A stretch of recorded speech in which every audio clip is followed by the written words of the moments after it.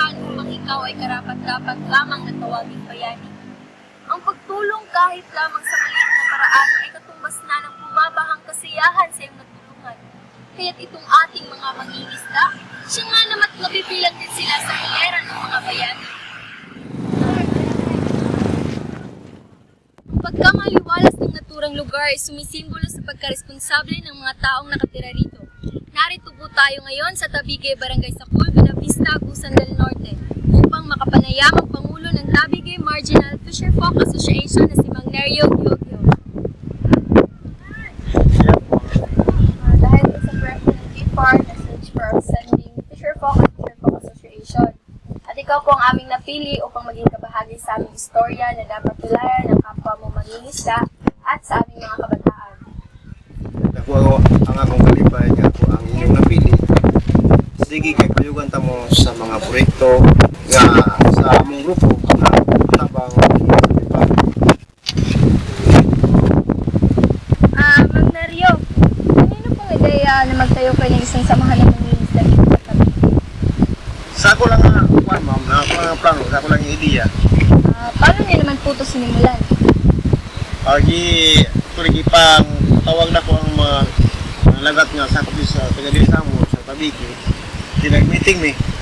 Bago niyo po ito na itayo, sino po ang nagbigay sa inyo ng budget para rito? Nagambag kami sa akong mga gasto sa ginagmay lang. Rehistrado na po ba kayo sa SEC?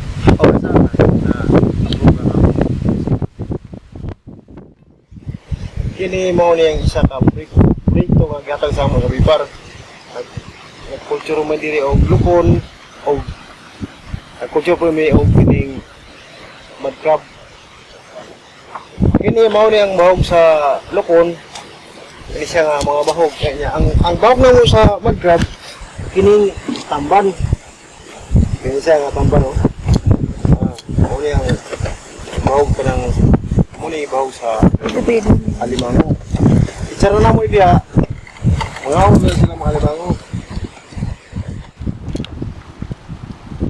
Narito po tayo ngayon sa isa na namang proyekto ng asosasyon ni Mang Nerio, ang Fish Cage.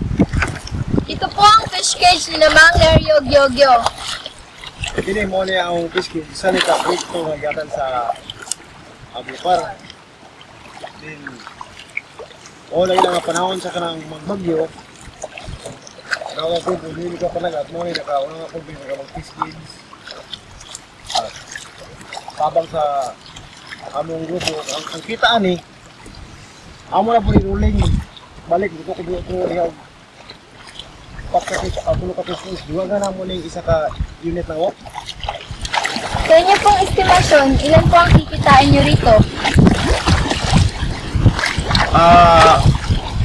Estimate na po na is mga 1 tons, mga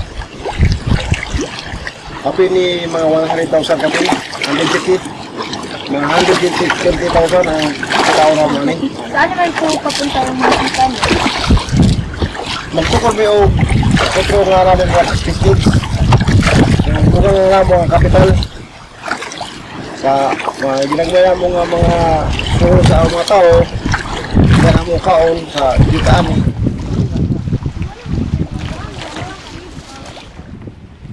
Ito po si Mang Antonio Asio, miyembro ng Tabigay Marginal Fisherfolk Association na pinangunguluhan ni Mang Nerio. Mang Asio, bakit po ba kayo sumali sa asosasyon? Kampo ko yung kay makasabot mo pa nga mayong lakaw. Kaduhasad, di man dautan ng iyong pagpupan, luma, para man mamulambo ang asosasyon. Mang Asio, ano po ang naitulong ng asosasyon sa inyong pamumuhay? Ako, dahil katabang kay kung pagpananong ka, hoy. Sulan man eh. Ang amon informe mga ikas gobyerno na ang pagsulan mi na among alawan. Kung nandak kong katabang na mo, kay lahi kayo sa kanhing mga panahon nga mag-inusara ra pagkuas panagat. Karong nga na ang mong tanungan, orang asinso po gamay. Di lang po nato dakon kay wa pa mahigit. Kini mo ning kahoy yung gamitan lang mo sa among center. Monitoring house.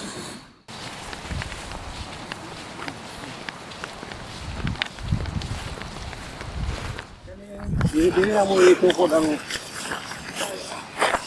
monitoring house niya. Among kabod center. Sa among meetingan, sa among association. Ini nga among video out. Kaya doon na sa pieces niya, mamonitor ang among mga buhi diya sa Fish Kids. At bang na ba, mamonitor na ang mga tao, mga proyekto nga nasa doon na mo niya. Mga tao po niya mo sunod gawas, makita na mo nga nasila diha. Kasama ko po ngayon ang mga kasapi ni Mang Neryo na nakagagaling pa lang sa laot. Mano, ano yung gusto mo?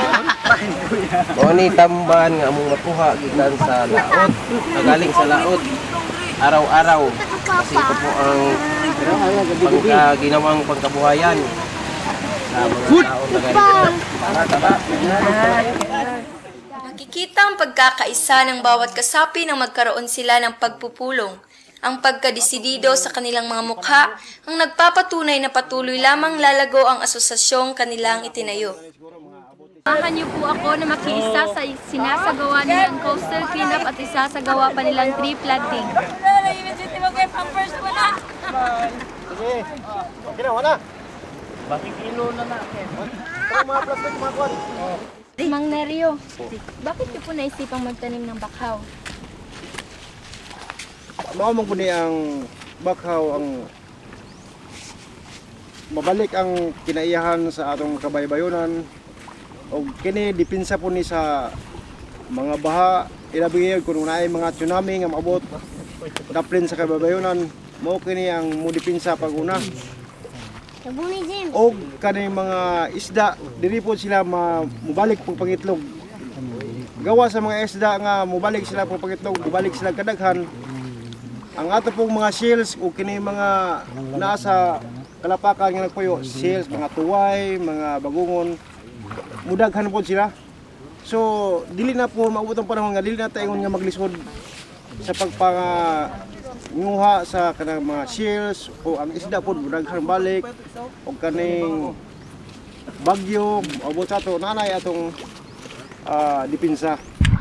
Sapat na ang mga nakita ko upang mapagtanto ko na sila ay imahe ng kabayanihan. Kung sana ang lahat ng tao ay katulad nila, siguradong uusbong ang kaunlaran ng Pilipinas. Kahit sa simpleng paraan ay naipaabot nila ang kagustuhang makatulong sa suliraning kinakaharap natin dito sa mundo. Bilang kabilang sa lupo ng kabataan, mas nauunawaan ko na mas bigyang pansin ang likas na yaman na siyang nagbibigay ng buhay sa atin. Ang pagprotekta nila sa karagatan ay nakaagapay na sa kanila ang ugali ng pagkabayani. Sabayan niyo po ako sa pagbibigay pugay sa mga bayani ng pangisdaan na siyang nagbibigay buhay sa ating hapagkainan. Ako po si Marijol Abok na nagsasabing, yamang pangisdaan ay ating pangalagaan at